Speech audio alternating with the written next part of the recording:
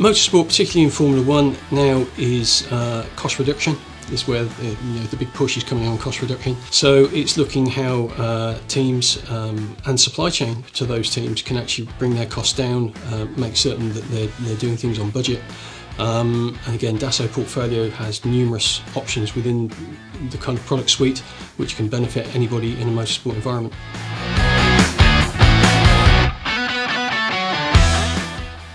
Electric, you have Formula E already within motorsport, but obviously there's a big push within Formula One at the minute. Kind of the energy recovery systems rely a lot on high technology to do that, and again we've got solutions within the Dassault portfolio that allow us to work on those energy recovery systems.